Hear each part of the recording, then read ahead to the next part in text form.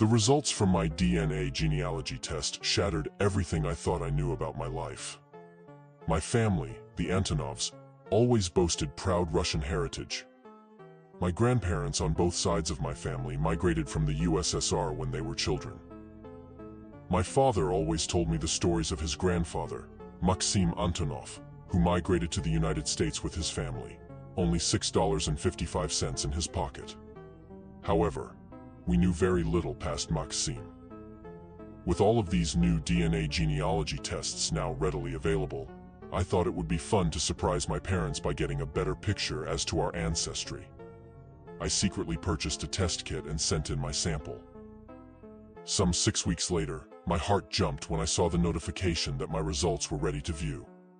I eagerly opened the chart, hoping this would bring insight and clarity for my family. When I opened the results, however, I found only confusion. There wasn't any Russian listed at all.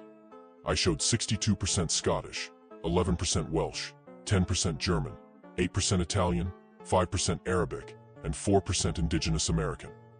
I figured if there was one person who might be able to explain this one, it would be my father.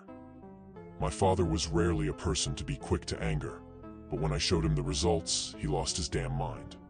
He yelled at me worse than any other time in recent memory, shouting expletives about fraudulence and incompetence. He demanded that I delete the results and never speak of it again. I had never felt so let down, but alas, I deleted it and tried to forget. That only lasted for 2 days, however, as this morning I received the call that would change everything. "Is this Max Antonov?" asked the caller. Yeah, who's this?" I replied with uncertainty. "This is Detective Reynolds. I need to have a word with you, privately."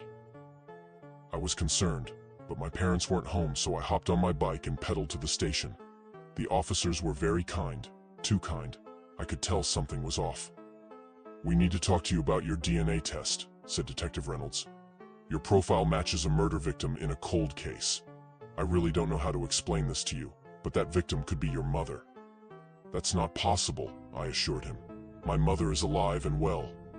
"Max, the victim was found murdered and her 3-week-old baby was missing and never found. The crime happened on January 6th, 2003, which is the date you listed as your birthday.